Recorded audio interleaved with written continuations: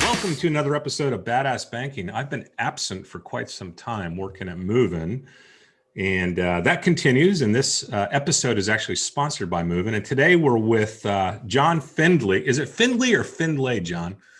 It's Findlay, but most people call me Findlay because they don't bother pronouncing all that stuff. Findlay we'll go with. And he's the founder and CEO of LemonadeLXP, which is a learning experience and digital adaptation platform that helps staff and customers migrate to digital banking, among other things. You know, John, tell us a little more about the business, if you would, and kind of the problem you guys are solving. Sure. Give you a little bit of history. Lemonade's a spinoff of another company I co-founded in '99 called Launchfire, game-based digital promotions company. We work with a lot of leading brands, Coca-Cola Global being the biggest one.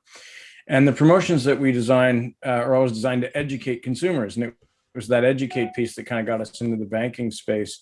TD Bank actually contacted us, and they were clients of us on the promotion side. And their problem was not enough of their customers were using online and mobile banking. And so we didn't think promotions made sense because they reach a national audience, most of which aren't TD's clients. So we recommended frontline staff training, get their staff fluent on their digital products, because it's through that staff that we get opportunities to convert, because the digital laggards, where are they? They're calling your contact centers and coming into your branch. So we built a bespoke training program for them. It did really well. And then they wanted to roll it out more broadly. So we took some time and built a platform because we realized all other banks and credit unions have the same problem. And then independently and serendipitously, TD Canada hired us around the same time to build a bunch of walkthroughs of their technology so that customers could get self-help off the website. So we built a number of those, over 100 over a couple of years.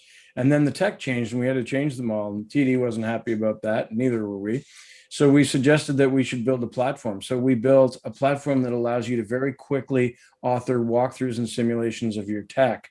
It's sort of a digital adoption platform. So that's how we kind of ended up, I think, the only company with a learning experience platform and a digital adoption platform built specifically for financial institutions. Did you use the term digital laggards? I think I heard that one. Yeah, I did say that. I think that's got to be kind of a mantra now. You know, bankers out there need to figure out who their digital laggards are and how to unlagger them. Yeah, that probably makes sense. We also have Gregg early with us today. Gregg is our Movins director of content. He's in charge of market engagement here at the company. He was also with me at GZO. So Gregg, welcome to the podcast, vlog, or whatever the heck we call it. I know you have some questions you want to ask us. Yeah, actually, and thank you for having me join. You know, it's been a long time viewer, first time participant. You look very scholarly there in Charlottesville, Virginia, with all the books behind you and everything. It's just the background. Yeah, those aren't urns of deceased family members, are they, behind you? No, they're not actually. They might be from deceased family members, but I don't think they have anyone in them at this point. Yeah, I mean, I think, you know, it's interesting, the digital laggards aspect of this, when you're talking about it. Sometimes I've found with, you know, community banks and credit unions, especially in the US, that sometimes the challenge for the digital laggards is inside the bank itself. And I think that's kind of the challenge too. I mean, it seems like we hear a lot about, you know, the customer empowerment these days and beyond, like as the next iteration of the digital banking experience. But to me, what I think is most interesting about Lemonade is that it really focuses on a fundamental aspect that I think people overlook, which is really empowering your frontline workers to create a more personal experience. Could you tell us more about that? Yeah, you know, that's exactly it. And you know what we learned from TD, which we then learned is an industry-wide problem. So TD's employees don't have to bank with TD. And in fact, in a lot of banks, there's an issue there, privacy issue there. So in a lot of cases, employees don't bank with their employer. So you can imagine if you don't bank with your employer, you're not using the tech. And even if you do bank with the employer, you're probably doing your banking while you're at work. So you're using the internal systems. So you're not as familiar with the online and mobile banking. So if you don't use the tech regularly, you're not fluent. You don't have the knowledge and confidence that you need to promote it to customers when they come in and to do transactions that they could otherwise have done with your mobile. And you don't have the confidence, because what if they ask you a question? How does this work? And you don't use it. Yeah. Then you look like a goof because you said you should use this, and then it turns out you don't even know anything about it. Yeah, the front line's not even going to bring it up for that exact reason. You know, they're fearful. I don't want to bring that up. I just want to get that customer in and out the door. Yeah. And so the digital adoption platform gives them a risk-free environment where, they don't have to worry about messing up or sending money to the wrong person, or whatever, to learn to use the tech. And I think it's creating digital ambassadors on that front line that's going to drive the conversion. What we see, like in Canada, we're up in Canada, so the TV ads that I would see are Canadian. And some of our big banks run like television commercials for their mobile remote check deposit. Well, think of what percentage of the Canadian audience is their client. Like, how much money are they wasting doing a TV ad? And it's all about the benefits of it, but there's nowhere to go test drive the tech. And I think also for new customers, so when customers decide to bank with they're choosing a new bank, they're deciding on a long-term relationship, not just with an organization, but with their technology. Yet so few banks let you test drive it. So you're saying, become a customer of mine for 30 years, but we're not going to show you our tech until you're in bed with us. Well, I don't think that's the best customer experience. And I don't think it empowers the customer to make a decision based on having an understanding of what they're deciding to use from a technology standpoint over the long term. And that's not how the fintechs are doing it either. I was looking at Revolut recently, and I was in the app, and they're like up front about, hey, here's what we're doing with our latest release, which is number 8, I think they call it. And they're giving you like a really dynamic interactive demo right then and there before you kind of go and do the download and bring up the newest app or newest version of the app. So I think that the test drive is a very important component increasingly, especially with younger audiences that are often making their decision on where to bank based on technology. They're certainly not doing it based on rate, because there's very little rate in, differentiation whatsoever, because the marginal interest rate environment we're in. So we're moving increasingly toward this true high tech, high touch kind of environment, and getting the employees, be it if you're a fintech, a community bank, a big bank in Canada, a credit union, you got to get your employees to drink the lemonade, right? Is that where the name came from, by the way? Yeah. Well, yeah, it really came from when we talk to bank employees, they all talk about how much they hate their training.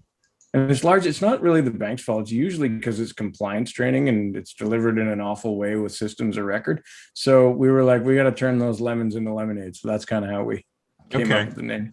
Yep, that makes sense. Yeah. One other thing I wanted to point out, I recently opened bank accounts for my kids. And I went through a process of trying to find a bank to go with. And in the end, I ended up going with Royal Bank, which I'm with. And I was thinking about why I did that. And one of the big reasons I did that was I use their tech and I understand it. And I was going to be able to be tech support for my kids without having to learn a new tech. Because all of the stuff other options I looked at, I couldn't look at their technology. And so I'm like, well, at least I know RBC. I'm just going to put my kids there. So there was an insight there, right? Yeah. That's interesting. And it seems that there's that default that people are using to avoid learning too much. It's like when computers first came out and you get these enormous manuals to try to figure out how to use them. And most people just throw them away and just learn by trial and error. I forgot who had the quote about, until computers become as, intuitive as using a telephone, where everybody knows it's on the wall, you pick it up, it doesn't have a user manual. And there seems to be that transition going on in, financial institutions too. But, I think also it seems like there's a challenge with the banks thinking that the customers need to come to them. And that's no longer the case anymore. They're suffering because they think they're the only game in town, which is changing rapidly. And, that's where I think too, with your software being enjoyable and the gamification aspects of it being something that everybody's used to in a different construct these days too. It's a very modern way to look at how training. Yeah. The whole cornerstone of our business, the first business I started in this business, it's about empathy and even going a little bit further towards compassion, which to me are two different things. And if you have to pick one, compassion's the better. But you got to walk a mile in the end user's shoes, and in this case, the customer or member. When I was a kid, I used to I worked for $3 an hour at a restaurant. That's showing how old I am. And I'd spend my whole lunch hour in line at the bank to put my check in. And that was acceptable. The bank machine and the television clicker and all these things have changed our perception of how fast we want service and how much of an inconvenience it should be for us to have service. And I think that in order to provide an exceptional customer experience, that service has to be at my fingertips all the time. That's why I like what Movin's doing, actually, because it's value add and it makes it easy for me to understand either the good things or the mistakes I'm making with my money. I think that's like, schools don't teach that. Somebody's got to give people that knowledge, right? And so those types of things, we talked a little bit earlier about personalizing the banking experience. Well, I think it's that kind of stuff that's the real value add that makes you say, well, you know what? This bank does this, but this bank's actually helping me manage my money instead of giving me commercials that tell me they're going to do it, right? Yeah. Personalization, I mean, definitely is the key. I mean, there's a lot of needs, obviously, in the industry as a whole. I think it starts out with the simple fact that banking's pretty damn boring, and most consumers don't really think about it, right, until they have to. I don't think about my bank until there's a problem. They're out of sight, out of mind. I think your point about being the personal help desk was interesting, because I had the same challenge with my father, who at the time when he moved to or started using mobile banking, he was in his late 80s, and I was the help desk, and I was worried that he was going to want to move accounts, and I wouldn't understand their mobile app. So he stuck with Union or Atlantic Union Bank, and I was able to quickly solve the problems for him. He never really did his own mobile banking per se. He would ask me to come over and do it for him. But at least, he was registered, so he counted as an active user. So what are some of the other challenges that you see that, the banking industry has today? Well, I think one of the big ones that we saw through the pandemic is, so people started migrating to digital banking to try to stay safe, and because of branch closures or reduction in branch services. So what happened was most of our clients reported that their contact centers were getting absolutely slammed. And if you think about the contact center reps, most of whom were sent home, they don't have the shoulder-to-shoulder colleague support they enjoyed at the office. So when they don't understand things, they got nowhere to turn. And so for us, the digital adoption platform was crucial in helping them get on the same page with customers, shorten that talk time, and improve the customer experience. I think that's a key element as more and more people migrate to digital. It's support for everybody at your organization that's unified, because if I get a different message from a teller that I get from a contact center rep than I get from my branch manager or whomever I'm speaking to at the bank, I don't think that's the right experience. So I think unification of your messaging and how your technology is used is a really important element. And then the other one I think is that so often I see on bank websites, like a web page that has step-by-step written stuff, no graphics to help me use the tech. Well, that sends a message to me as a customer of how important the tech is to the bank and how important digitizing is to the bank.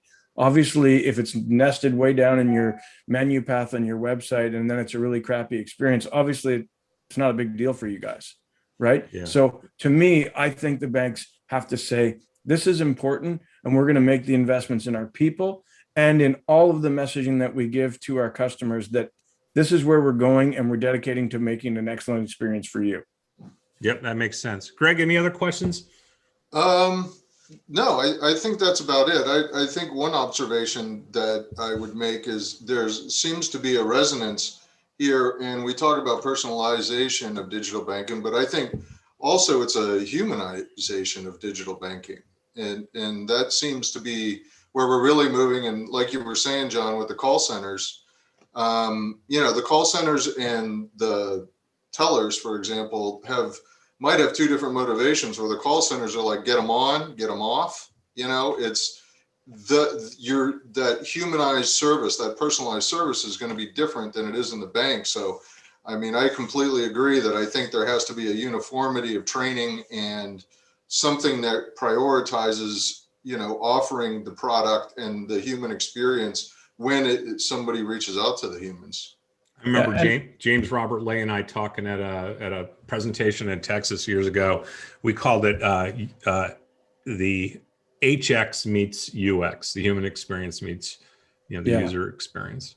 So, and I think that's on the, for example, the front line, they're so important for, let's say you've implemented Move-In, right? But the customer doesn't necessarily know about it. But every time a customer comes into branch, there's an opportunity to let them know we've implemented this value add for you. And this is a really good tool to help you. Let me show you how to use it, or let me explain why it's beneficial. Those people are the front line, are how you're going to convert them, right? So if you're going to implement this awesome tech, you got to promote it and you got to support it. Yeah, and we know that the banking industry is not the best at marketing. I mean, there's no doubt about it. Again, it's that commodity mindset. There are a lot of ways to differentiate your experience, and the way you just defined it would certainly do that, I think. Well, listen, John, it's been a pleasure, and Greg, obviously, I appreciate your interaction as well. So, John, what's the best way for people to get a hold of you? Oh, you can hit me up on LinkedIn, or you can email me at jfindlay, which is FINDLAY at LemonadeLXP.com. Awesome. Well, appreciate your time today, guys.